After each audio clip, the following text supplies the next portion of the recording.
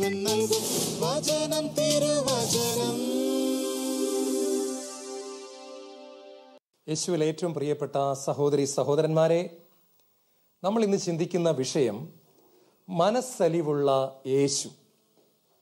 കർത്താവായ യേശു ക്രിസ്തുവിൻ്റെ മനസ്സലിവ്. വിശുദ്ധ ലൂക്ക എഴുതിയ സുവിശേഷം 7-ാം അധ്യായത്തിലാണ് നമ്മൾ കർത്താവിൻ്റെ മനസ്സലിവിനെ കുറിച്ച് വളരെ വ്യക്തമായിട്ട് കാണുന്നത്. 4 സംഭവങ്ങൾ വിശുദ്ധ ലൂക്ക ഈ അധ്യായത്തിൽ നമ്മുടെ ചിന്തയ്ക്കു വേണ്ടി വ്യക്തമായിട്ട് കുറിച്ചു വച്ചിട്ടുണ്ട്.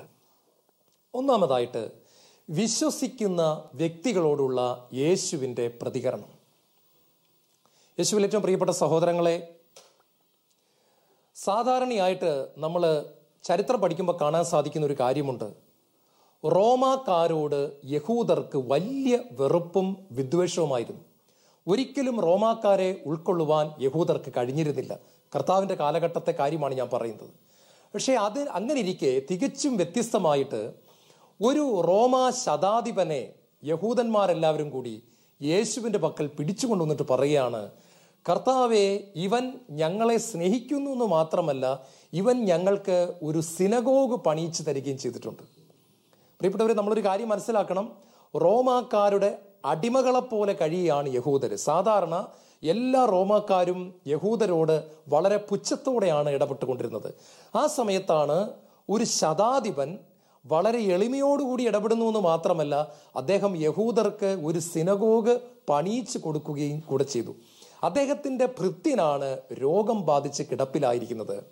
കാണുക, നമ്മുടെ വീട്ടിൽ സഹായിക്കാൻ നിൽക്കുന്ന സഹോദരിക്ക് രോഗമായി കഴിഞ്ഞാൽ നമ്മൾ എത്രമാത്രം വേദനയോടുകൂടി ദൈവത്തിൻ്റെ പക്കൽ ആ കാര്യം ഉണർത്തിക്കാറുണ്ട്. ഇവിടെ ഇതാ യേശുവിൽ വിശ്വാസം ഇല്ലാതിരുന്ന ഒരു ശതാധിപൻ, വിജാതീയനായ ഒരു ശതാധിപൻ തൻ്റെ ഭൃത്യൻ രോഗമായിട്ട് കിടക്കുന്നത് കണ്ടപ്പോൾ വലിയ വേദനയോടും മനസ്സലിവോടും കൂടി ആ കാര്യം പറയുവാൻ യേശുവിൻ്റെ പക്കലേക്ക് ആളുകളെ പറഞ്ഞയക്കുകയാണ്. അദ്ദേഹം ഇങ്ങനെ പറയാണ്, കർത്താവെ, അങ്ങൻ്റെ ഭവനത്തിലേക്ക് പ്രവേശിക്കുവാൻ ഞാൻ യോഗ്യനല്ല, അങ്ങയെ നേരിട്ട് സമീപിക്കാൻ പോലും ഞാൻ യോഗ്യനല്ല എന്ന് ഞാൻ കരുതി. എൻ്റെ കീഴിൽ പട്ടാളക്കാരുണ്ട്, അവരോട് വരാൻ പറയുമ്പോൾ അവർ വരുന്നു, പോകാൻ പറയുമ്പോൾ അവർ പോകുന്നു. അതുപോലെ അങ്ങൊരു വാക്കുച്ചരിച്ചാൽ മതി, എൻ്റെ ഭൃത്യൻ സുഖം പ്രാപിക്കും. യേശു ഇത് കേട്ട് ആശ്ചര്യപ്പെട്ടു. കർത്താവ് അത്ഭുതപ്പെട്ടു എന്ന് ബൈബിളിൽ പറഞ്ഞിരിക്കുന്നത് വളരെ വളരെ ചുരുക്കം ചില സന്ദർഭങ്ങളിലാണ്. അതിൽ പ്രധാനപ്പെട്ട ഒരു സന്ദർഭമാണിത്. യേശു ആശ്ചര്യപ്പെട്ടുകൊണ്ട് ഇങ്ങനെ പറഞ്ഞു, ഇസ്രായേലിൽ പോലും ആരിലും ഇതുപോലെയുള്ള ഒരു വിശ്വാസം ഞാൻ കണ്ടിട്ടില്ല. പ്രിയപ്പെട്ടവരെ, ഞാനൊരു സംഭവം ഓർക്കുകയാണ്. ബ്രിട്ടീഷുകാർ ഇന്ത്യ ഭരിക്കുന്ന സമയം ഫ്രാൻസിസ് ജോൺസൺ എന്നു പേരുള്ള ഒരു മിഷണറി പൂനായിലുള്ള ഒരു അനാഥശാല സന്ദർശിക്കുകയാണ്. അവിടെ കുറേ അനാഥ കുട്ടികളുണ്ട്. അപ്പോൾ വൈകുന്നേരം അനാഥ കുട്ടികളുമായിട്ടിരുന്ന് ഒരുമിച്ച് പ്രാർത്ഥിക്കുമ്പോൾ ഈ മിഷണറി അവരോട് ചോദിച്ചു, മക്കളെ, നിങ്ങൾക്ക് എന്തെങ്കിലും ഒരു ആവശ്യമുണ്ടോ? നമുക്ക് ഇന്നത്തെ പ്രാർത്ഥനയിൽ അത് കർത്താവിനോട് പറയാം. അവർ പറഞ്ഞു, ഞങ്ങളുടെ ഈ അനാഥ മന്ദിരത്തിൻ്റെ തൊട്ടടുത്തായി ഒരു വലിയ മലയുണ്ട്. ഈ മല കാരണം ഞങ്ങൾക്ക് സൂര്യൻ ഉദിക്കുന്നതും അതുപോലെ പ്രകൃതിയിലെ ഒരുപാട് സൗന്ദര്യം ആസ്വദിക്കാനായിട്ട് സാധിക്കുന്നില്ല. എല്ലാം തടസ്സപ്പെടുത്തിക്കൊണ്ട് ഈ മല ഇവിടെ നിൽക്കുകയാണ്, വലിയ ഒരു മല. ഇത് യേശുവിന് മാറ്റിത്തരാൻ സാധിക്കുമോ? മിഷനറി ബൈബിൾ തുറന്ന് മർക്കോസിന്റെ സുവിശേഷം 11-ാം അധ്യായം 24 മുതലുള്ള വാക്യങ്ങൾ വായിച്ച് കേൾപ്പിച്ചു. ഈ മലയോട് ഇവിടെ നിന്ന് മാറി കടലിൽ ചെന്ന് വീഴാൻ പറഞ്ഞാൽ അത് സംഭവിക്കും. വിശ്വസിക്കുന്നവൻ എല്ലാ കാര്യങ്ങളും സാധിച്ചു കിട്ടുക തന്നെ ചെയ്യും. പ്രാർത്ഥിക്കുമ്പോൾ ആരോടെങ്കിലും എന്തെങ്കിലും വിരോധമുണ്ട് ക്ഷമിക്കണം. പ്രിയപ്പെട്ടവരെ, അവർ കുട്ടികളായതുകൊണ്ട്, അവര് വലിയ ഡിഗ്രികളൊന്നും ഇല്ലാത്തവരായതുകൊണ്ട് ഈ മിഷനറി പറഞ്ഞത് അവരതുപോലെ തന്നെ വിശ്വസിച്ചു. കുഞ്ഞുങ്ങൾക്കൊരു പ്രത്യേകതയുണ്ട്, അവർ വിശ്വസിക്കാൻ മിടുക്കരാണ്. അവരന്ന് തൊട്ട് പ്രാർത്ഥിക്കാൻ തുടങ്ങി, കർത്താവായ യേശുവിൻ്റെ നാമത്തിൽ ഈ മല മാറി കടലിൽ ചെന്ന് വീഴട്ടെ, ഈ മല ഇവിടെ നിന്ന് മാറിപ്പോകട്ടെ, ഞങ്ങൾക്ക് സൂര്യൻ ഉദിക്കുന്നത് കാണണം.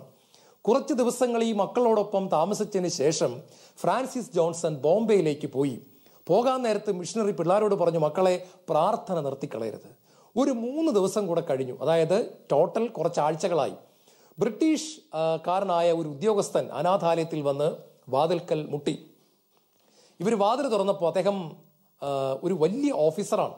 അദ്ദേഹം വന്നിട്ട് ചോദിക്കുകയാണ്, നിങ്ങളുടെ ഈ അനാഥാലയത്തിൻ്റെ അടുത്തുള്ള ഈ മല ഞങ്ങൾ ഇടിച്ചു പൊളിച്ചു വിടുന്ന കളയുന്നതിന് നിങ്ങൾക്ക് വല്ല വിരോധമുണ്ടോ?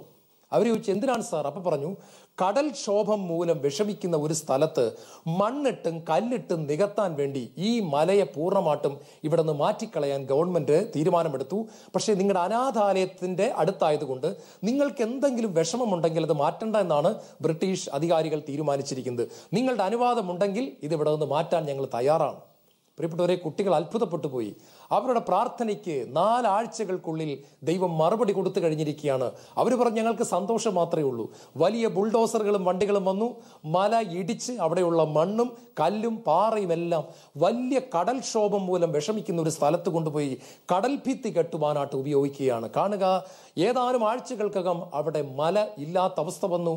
അവർക്ക് സൂര്യോദയം വ്യക്തമായിട്ട് കാണാൻ സാധിച്ചു. പ്രകൃതിയുടെ ഭംഗി അവർക്ക് അനുഭവിക്കാൻ സാധിച്ചു. വിശ്വാസത്തോട് കർത്താവ് എപ്പോഴും വളരെ പോസിറ്റീവായിട്ടാണ് പ്രതികരിക്കുന്നത്.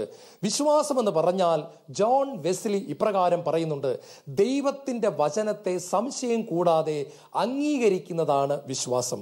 ദൈവത്തിന്റെ വചനത്തെ സംശയം കൂടാതെ യെസ് ലോർഡ് എന്ന് പറഞ്ഞ് അംഗീകരിക്കുന്നതാണ് വിശ്വാസം.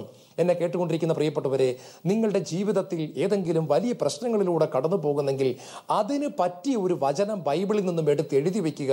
അതെല്ലാ ദിവസവും കുടുംബ പ്രാർത്ഥനയിൽ ഉച്ചത്തിൽ വായിക്കുക. ദൈവം അത് ചെയ്തു തരുമെന്ന് വിശ്വസിക്കുക. അതിന് കരങ്ങൾ അടിച്ചും കൈകൾ ഉയർത്തിയും ദൈവത്തിന് നന്ദി പറയുക. ഒരു പോഷനെ പോലെ വിശ്വസിക്കുക. കാണുന്നവർക്ക് ചിലപ്പോൾ ചിരി വരും, സാരമില്ല, നമ്മൾ ദൈവത്തിന്റെ വചനത്തെ വിശ്വസിക്കുക. രണ്ടാമതായിട്ട് ലൂക്കാ സുവിശേഷം 7 ലൂക്ക വിവരിക്കുന്നത് വേദനിക്കുന്ന വ്യക്തികളോടുള്ള യേശുവിന്റെ പ്രതികരണം.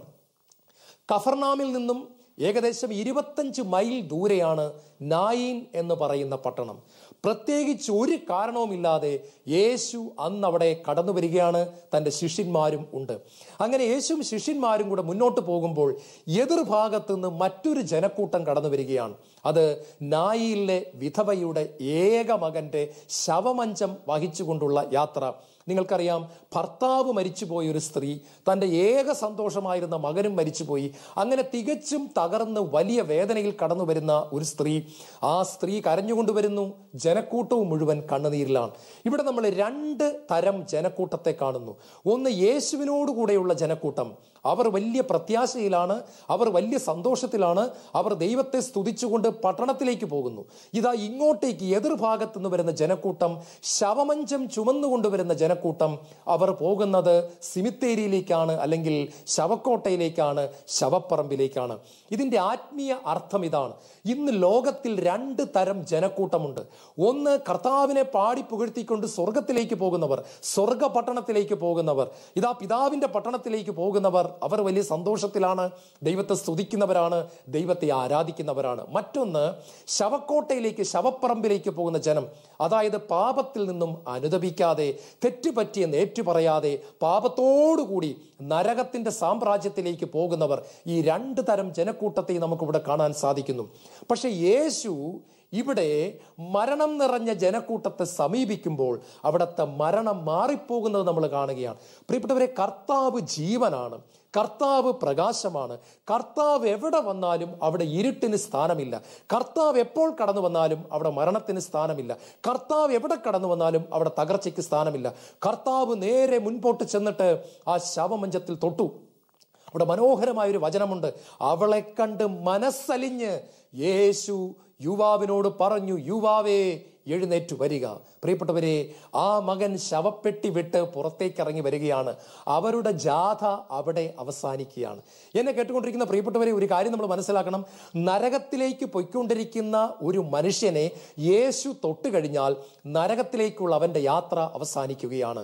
സാത്താന്റെ സാമ്രാജ്യത്തിലേക്ക് പൊയ്ക്കൊണ്ടിരിക്കുന്ന ജനക്കൂട്ടത്തെ യേശുവിന്റെ വചനം സ്പർശിച്ചു കഴിഞ്ഞാൽ നരകത്തിലേക്കുള്ള അവരുടെ യാത്ര അവിടെ അവസാനിക്കുകയാണ്. ഇതൊരു വലിയ സത്യമാണ്. ഏത് പാപിയെയും യേശു തൊട്ട് കഴിഞ്ഞാൽ അവന്റെ മരണത്തിലേക്കുള്ള യാത്ര തീർന്നു, അവൻ എഴുന്നേറ്റ് വരികയാണ്. വളരെ വർഷങ്ങൾക്ക് മുമ്പ് നടന്ന ഒരു സംഭവം ഞാൻ ഓർക്കുകയാണ്. നിങ്ങൾ സാധു സുന്ദർ സിംഗ് എന്ന് പറയുന്ന ഒരു മനുഷ്യനെ കേട്ടിട്ടുണ്ടോ? സിഖ് മതത്തിൽ നിന്നും ദൈവത്തെ 27 വർഷങ്ങൾ തേടി സത്യദൈവം ആരാണെന്ന് അറിയാൻ പ്രാർത്ഥിച്ച് ഒടുവിൽ 27 വർഷം പ്രാർത്ഥിച്ചിട്ടും ദൈവം ആരാണെന്ന് കണ്ടുപിടിക്കാൻ സാധിക്കാതെ പോയ ഒരു ചെറുപ്പക്കാരൻ, ബൈബിള് കത്തിച്ചു കളഞ്ഞ ഒരു സുവിശേഷ വിരോധി, യേശുവെന്ന് കേട്ടാലേ കലിതുള്ളുന്ന ഒരു ചെറുപ്പക്കാരൻ. ഈ ചെറുപ്പക്കാരൻ അറിയാവുന്ന എല്ലാ ആരാധനാമൂർത്തികളോടും പ്രാർത്ഥിച്ചു, I want to see my God, എനിക്ക് ദൈവത്തെ കാണണം. പറ്റിയില്ല. അങ്ങനെ 27 കൊല്ലം പ്രാർത്ഥിച്ചിട്ട് അദ്ദേഹം തീരുമാനമെടുത്തു, ഞാൻ ആത്മഹത്യ ചെയ്യാൻ പോവുകയാണ്. ദൈവമേ, നിന്നെ 27 കൊല്ലം തേടിയിട്ടും നിന്നെ എനിക്ക് കാണാൻ പറ്റിയില്ലല്ലോ. അങ്ങനെ പ്രഭാതത്തിൽ അദ്ദേഹം കുളത്തിൽ പോയി കുളിച്ചിട്ട് വന്ന് പ്രാർത്ഥിക്കുകയാണ്. ട്രെയിൻ വരുമ്പോൾ ട്രെയിനിന്റെ മുമ്പിൽ ചാടി ചാകണം. കാര്യം ദൈവത്തെ 27 കൊല്ലം തേടിയിട്ടും കാണാൻ പറ്റുന്നില്ല. 27 ലോങ് ഇയേഴ്സ്. അങ്ങനെ അദ്ദേഹം പ്രാർത്ഥിച്ചുകൊണ്ടിരിക്കുമ്പോൾ പെട്ടെന്ന് അദ്ദേഹത്തിന്റെ മുറിയിലേക്ക് ആരോ വന്ന് നിറയുന്നത് പോലെ തോന്നി. കണ്ണുകൾ തുറക്കാൻ ശ്രമിച്ചിട്ട് പറ്റുന്നില്ല. ട്രെയിനിന്റെ ശൂളം വിളി ശബ്ദം ദൂരെ നിന്ന് കേൾക്കുന്നു. മരിക്കണമെന്ന് ആഗ്രഹമുണ്ട്, എഴുന്നേക്കാൻ നോക്കിയിട്ട് പറ്റുന്നില്ല. കണ്ണുകൾ അടഞ്ഞിരിക്കുന്നു. ഇതാ മുറിയിലേക്ക് ആരോ നടന്നു വരുന്നു. അദ്ദേഹം സൂക്ഷിച്ചു നോക്കി, കണ്ണ് തുറക്കാൻ പറ്റുന്നില്ല. എന്നിട്ടും ആ രൂപത്തെ കണ്ടു. ശിരസിൽ മുൾമുടി, ഇതാ ചുമലിൽ ഒരു വലിയ കുരിശ്, ശരീരം മുഴുവൻ രക്തം വാർന്നൊഴുകുന്നു. ഭയന്നു പോയ സാധു സുന്ദർ സിംഗ് ചോദിച്ചു, എന്റെ മുറി പൂട്ടിക്കിടന്ന മുറിയിലേക്ക് കടന്നു വരാൻ അങ്ങ് ആരാണ്? ആ ശബ്ദം വിളിച്ചു പറഞ്ഞു, മകനെ സുന്ദർ സിംഗ്, കഴിഞ്ഞ 27 കൊല്ലമായി നീ തേടിക്കൊണ്ടിരുന്നത് എന്നെയാണ്. I am Jesus Christ of Nazareth. ഞാൻ നസറായനായ യേശുവാണ്. ഞാൻ നിന്റെ പാപങ്ങൾക്ക് വേണ്ടി മരിച്ചു. നീ എൻ്റെ വചനത്തെയാണ് ഇത്രയും നാൾ കത്തിച്ചു കളഞ്ഞുകൊണ്ടിരുന്നത്. മകനെ, എൻ്റെ പുസ്തകമായ ബൈബിളിൽ ജെറമിയ 29:13 പറയുന്നു, നീ പൂർണ്ണ ഹൃദയത്തോടെ എന്നെ അന്വേഷിച്ചാൽ നീ എന്നെ കണ്ടെത്തും. അത് ക്രിസ്ത്യാനി ആകണം നിർബന്ധമില്ല. ഏത് മതത്തിൽപ്പെട്ടവനും മതമില്ലാത്തവനും നിരീശ്വരവാദിയും കമ്മ്യൂണിസ്റ്റുകാരനും തീവ്രവാദിയും ആരോ ആയിക്കോട്ടെ, അവൻ പൂർണ്ണ ഹൃദയത്തോടെ ദൈവത്തെ അറിയണമെന്ന് അന്വേഷിച്ചാൽ അവൻ എന്നെ കണ്ടെത്തുമെന്നാണ് ഞാൻ പറഞ്ഞത്. നീ അങ്ങനെ അന്വേഷിച്ചത് കൊണ്ട് ഇതാ എന്നെ കണ്ടെത്തിയിരിക്കുന്നു. സുന്ദർ സിംഗ് ചെറുപ്പക്കാരനായിരുന്നു. 30 വയസ്സ് പോലും പ്രായമില്ല. അദ്ദേഹം യേശുവിന്റെ മുമ്പിൽ മുട്ടിന്മേൽ നിന്നു. യേശു കുരിശ് താഴേക്ക് വെച്ചു. തന്റെ ആണിപ്പാടുള്ള കരം അവന്റെ ശിരസിൽ വെച്ചു. അവനെ പരിശുദ്ധാത്മാവ് കൊണ്ട് അഭിഷേകം ചെയ്തു. പ്രിയപ്പെട്ടവരെ, ഇന്ത്യ കണ്ട തോമസ് ലീഹയ്ക്ക് ശേഷം ഫ്രാൻസിസ് സേവ്യറിനെ പോലെ തന്നെ ഇന്ത്യ കണ്ട ശക്തനായ സുവിശേഷകനായി മാറുകയാണ്. പരിശുദ്ധാത്മാവ് നിറഞ്ഞ അഭിഷേകമുള്ള മകനായി മാറുകയാണ്. അദ്ദേഹം ഇന്ത്യ മുഴുവൻ നടന്ന് സുവിശേഷം പറഞ്ഞു. ഒടുവിൽ അദ്ദേഹം ടിബറ്റിൽ രക്തസാക്ഷിയായിട്ട് മരിക്കുകയാണ്. അദ്ദേഹം വർഷങ്ങൾക്ക് മുമ്പ് മാരാമൺ കൺവെൻഷനിൽ പ്രസംഗിക്കാൻ വേണ്ടി അദ്ദേഹം കേരളത്തിൽ വരികയുണ്ടായി. അപ്പോൾ അദ്ദേഹം തിരുവനന്തപുരത്ത് റെയിൽവേ സ്റ്റേഷനിൽ അദ്ദേഹം അന്ന് ട്രെയിനിൽ എത്തിച്ചേരുകയാണ്. അന്ന് കൽക്കരി കൊണ്ടുള്ള ട്രെയിനുകളാണ് ഓടുന്നത് നമുക്കറിയാം. അപ്പോൾ സാധു സുന്ദർ സിംഗ് തിരുവനന്തപുരത്ത് എത്തിച്ചേരുന്നു എന്നുള്ള വാർത്ത കേരളത്തിൽ എങ്ങനെയോ കാട്ടുതീ പോലെ പടർന്നു. ആളുകളെല്ലാം സാധു സുന്ദർ സിംഗിന്റെ പ്രസംഗം കേൾക്കാൻ കൊതിക്കുകയാണ്. തിരുവനന്തപുരത്ത് ഇദ്ദേഹം രാവിലെ വന്ന് ഇറങ്ങുന്ന ആ ദിവസം ഒരു ഹൈന്ദവ ഭവനത്തിലെ ഒരു അമ്മയുടെ ഏക മകൾ ഒരു കഠിന രോഗം ബാധിച്ച് മരിച്ചുപോയി. അപ്പോൾ അവളുടെ ശവം ദഹിപ്പിക്കാനുള്ള എല്ലാ കാര്യങ്ങളും ക്രമപ്പെടുത്തിക്കൊണ്ടിരിക്കുന്നതിനിടയ്ക്കാണ് ആരോ വന്ന് പറഞ്ഞു, പ്രഗത്ഭ സുവിശേഷകനായ ദൈവത്തിന്റെ ആത്മാവ് നിറഞ്ഞ സാധു സുന്ദർ സിംഗ് ഇന്ന് തിരുവനന്തപുരത്ത് റെയിൽവേ സ്റ്റേഷനിൽ എത്തിച്ചേരുകയാണ്. പ്രിയപ്പെട്ടവരെ, ഈ കുഞ്ഞിന്റെ ശവശരീരം എടുത്തുകൊണ്ട് അമ്മ തിരുവനന്തപുരം റെയിൽവേ സ്റ്റേഷനിലേക്ക് ഓടുകയാണ്. വലിയൊരു ആൾക്കൂട്ടം ഇവളുടെ പിന്നാലെ ഓടുന്നു. ഇവൾക്ക് ഭ്രാന്ത് പിടിച്ചോ എന്ന് പോലും എല്ലാവർക്കും സംശയമായി. പക്ഷെ അവൾ ഈ ശവവും എടുത്തുകൊണ്ട്, തണുത്ത് വിറങ്ങലിച്ചു പോയ തൻ്റെ കുഞ്ഞിന്റെ ശവവും എടുത്തുകൊണ്ട് തിരുവനന്തപുരം റെയിൽവേ സ്റ്റേഷനിലെത്തി. ട്രെയിൻ വന്നു. സാധു സുന്ദർ സിംഗ് ഒരു കാവി ഉടുപ്പൊക്കെ ധരിച്ച്, ചെരുപ്പൊന്നും ധരിക്കാതെ വളരെ ശാന്തനായിട്ട് പുറത്തേക്ക് ഇറങ്ങി വരികയാണ്. ആളുകൾക്ക് അദ്ദേഹത്തെ ഒന്ന് സ്പർശിക്കാൻ വേണ്ടി തിക്കിത്തിരക്കുന്നു.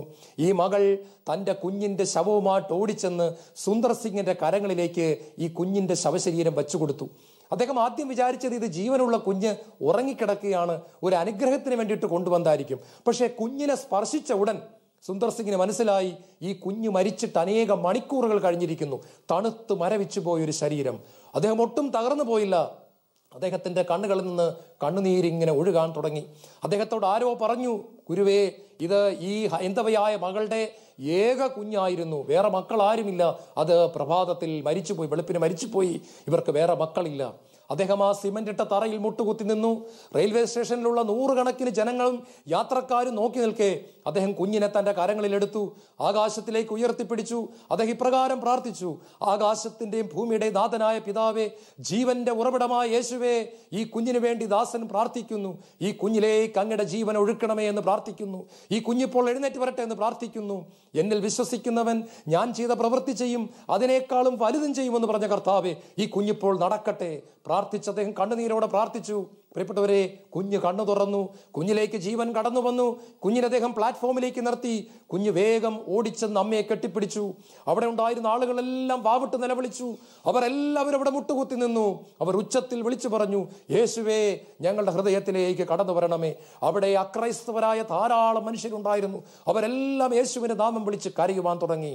യേശുവിൽ ഏറ്റവും പ്രിയപ്പെട്ടവരെ, നമ്മുടെ കേരളത്തിൽ നടന്ന ഒരു സംഭവമാണ് ഞാൻ നിങ്ങളുമായിട്ട് പങ്കുവച്ചത്. ഇന്ന് എന്തുകൊണ്ട് ഇങ്ങനത്തെ കാര്യങ്ങൾ സംഭവിക്കുന്നില്ല എന്ന് ചിലപ്പോൾ നിങ്ങൾ ചോദിച്ചേക്കാം. അതിനൊരൊറ്റ ഉത്തരമേ ഉള്ളൂ. സുവിശേഷ പ്രഘോഷകർ വില കൊടുക്കുന്നില്ല. യേശു ചോദിക്കുന്ന വലിയൊരു വിലയുണ്ട്. അന്തോനീസ് കൊടുത്ത ഒരു വിലയുണ്ട്. അൽഫോൻസാമ കൊടുത്ത ഒരു വിലയുണ്ട്. പാപം ചെയ്യാതെ ജീവിക്കുന്ന വലിയൊരു വിലയുണ്ട്. സ്വാർത്ഥതയില്ലാത്ത ജീവിതത്തിന്റെ ഒരു വിലയുണ്ട്. ശരീരത്തെ വിശുദ്ധിയിൽ സൂക്ഷിക്കുന്ന ഒരു വിലയുണ്ട്. ഒരു കരണത്തടിക്കുമ്പോൾ മറുകരണം കാണിച്ചു കൊടുക്കുന്ന വലിയ ഒരു വിലയുണ്ട്. ഈ വില കൊടുത്തു കഴിഞ്ഞാൽ സുന്ദർ സിംഗിൽ വെളിപ്പെട്ട പരിശുദ്ധാത്മാവ് എന്റെയും നിങ്ങളുടെയും ജീവിതത്തിൽ വെളിപ്പെടുക തന്നെ ചെയ്യും. അതേ പ്രിയപ്പെട്ടവരെ, വേദനിക്കുന്നവരെ കാണുമ്പോൾ യേശുവിന്റെ മനസ്സ് എന്നും അലിഞ്ഞു പോവുകയാണ്. മൂന്നാമതായി, ആത്മീയ ജീവിതത്തിൽ വലിയ കൺഫ്യൂഷനിലൂടെ കടന്നു പോകുന്ന വ്യക്തികളെ കാണുമ്പോൾ യേശുവിന്റെ പ്രതികരണം എന്താണെന്ന് ലൂക്കാ സുവിശേഷകൻ വിവരിക്കുന്നു. നിങ്ങൾക്ക് എല്ലാവർക്കും അറിയാം, സ്നാപക യോഹന്നാനാണ് യേശുവിനെ ലോകത്തിന് കാണിച്ചു കൊടുത്ത വ്യക്തി. മരുഭൂമിയിൽ വിളിച്ചു പറയുന്നതിന്റെ ശബ്ദം, ഇതാ എന്റെ പിന്നാലെ വരുന്നവൻ എന്നേക്കാൾ ശക്തൻ, അവന്റെ ചെരുപ്പിന്റെ വാറഴിക്കാൻ ഞാൻ യോഗ്യനല്ല. ലോകത്തിന്റെ പാപം ചുമക്കുന്ന ദൈവത്തിന്റെ കുഞ്ഞാട്, അവൻ നിങ്ങളെ പരിശുദ്ധാത്മാവിനാലും അഗ്നിയാലും സ്നാനപ്പെടുത്തും. ഇതൊക്കെ വിളിച്ചു പറഞ്ഞ ആള് കുറച്ച് മാസങ്ങൾക്ക് ശേഷം ഇതാ ജയിലിൽ കിടക്കുകയാണ്. ഹെറോദേസിന്റെ മുഖത്ത് നോക്കി പറഞ്ഞു, നീ നിന്റെ സഹോദരന്റെ ഭാര്യയെ നിന്റെ ഭാര്യയായിട്ട് വച്ചുകൊണ്ടിരിക്കുന്നത് ശരിയല്ല. ഇത് പറഞ്ഞതിന്, ഇത് പ്രസംഗിച്ചതിന് പ്രവാചകൻ ജയിലിലായി. പ്രിയപ്പെട്ടവരെ, സുവിശേഷം പ്രസംഗിക്കാൻ വളരെ എളുപ്പമാണ്, പക്ഷെ ദൈവത്തിന്റെ പ്രവാചകനാകാൻ ബുദ്ധിമുട്ടാണ്. സുവിശേഷം പ്രസംഗിക്കുന്നവരെ എല്ലാവർക്കും വലിയ ഇഷ്ടമാണ്, പക്ഷെ പ്രവാചകനായി കഴിയുമ്പോൾ ആ വ്യക്തി ദൈവത്തിന്റെ ശബ്ദമായി മാറുകയാണ്.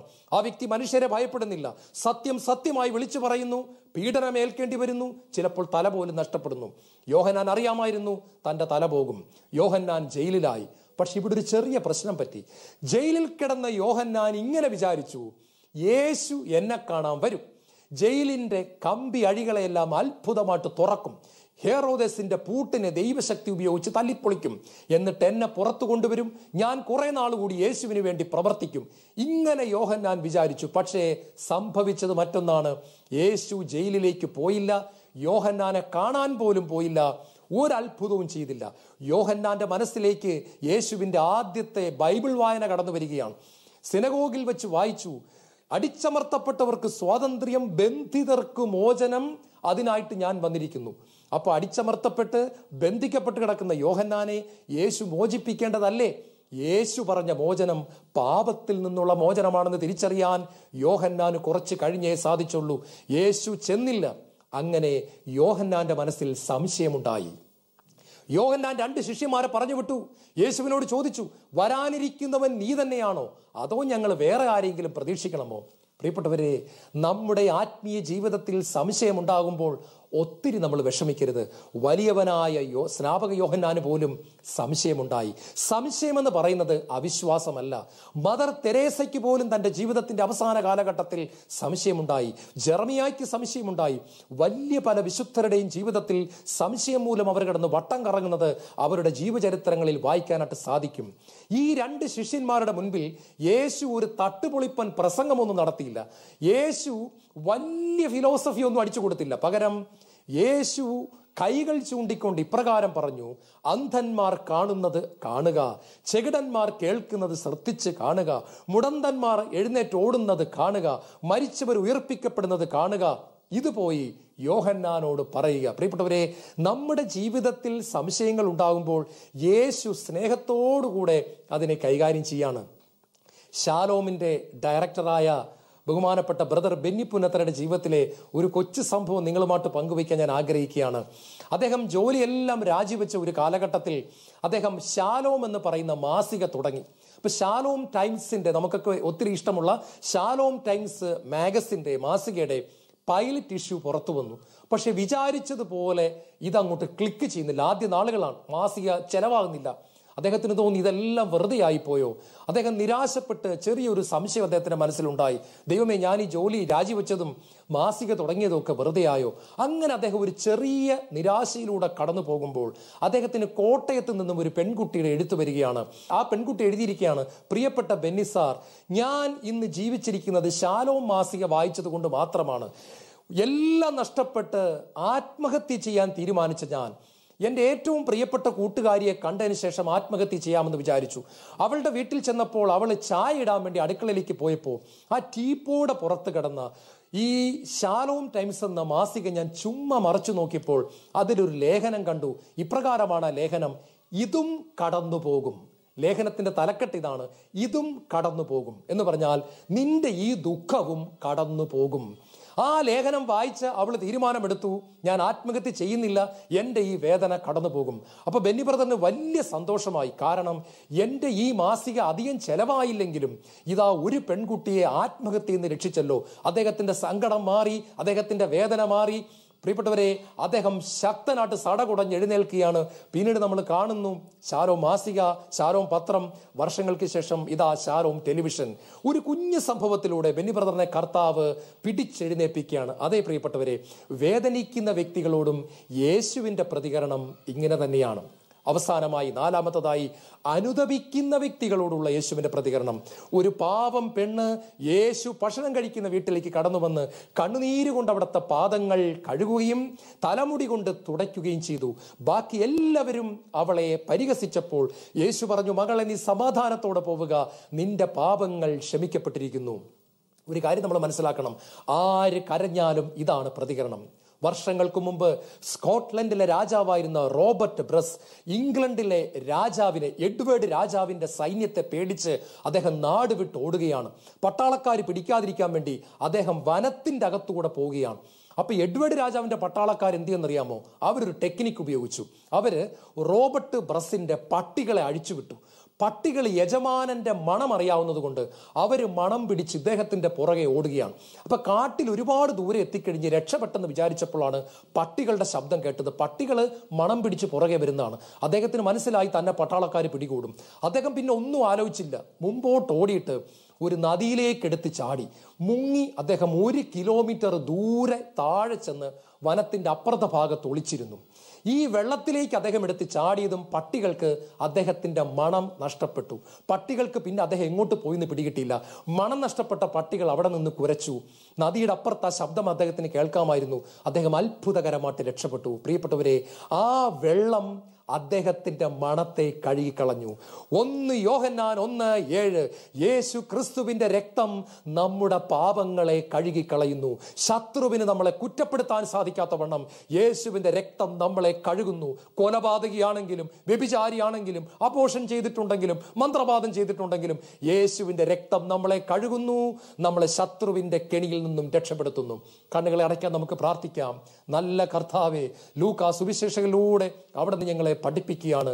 വേദനിക്കുന്നവരോടുള്ള അങ്ങയുടെ മനസ്സലിവ്, കരയുന്നവരോടുള്ള അങ്ങയുടെ മനസ്സലിവ്, അനുതപിക്കുന്നവരോടുള്ള അങ്ങയുടെ മനസ്സലിവ്, വിശ്വസിക്കുന്നവരോടുള്ള മനസ്സലിവ്, കൺഫ്യൂഷനിലൂടെ പോകുന്നവരോടുള്ള മനസ്സലിവ്. കർത്താവേ, ഞാനും വേദനയിലാണ്, പക്ഷെ ഞാൻ അങ്ങയെ വിശ്വസിക്കുന്നു. ഞാൻ എൻ്റെ പാപങ്ങളെ ഏറ്റുപറയുന്നു. അങ്ങയുടെ രക്തം കൊണ്ട് എന്നെ കഴുകണമേ, എന്നെ അങ്ങയുടെ മാറോട് ചേർത്ത് പിടിക്കണമേ. അങ്ങയുടെ മനസ്സലിവ് എൻ്റെ മേൽ കടന്നു വരട്ടെ എന്ന് പ്രാർത്ഥിക്കുന്നു. എന്നെ ചേർത്ത് പിടിക്കണമേ. യേശുവേ സ്തോത്രം, യേശുവേ നന്ദി, യേശുവേ ആരാധന.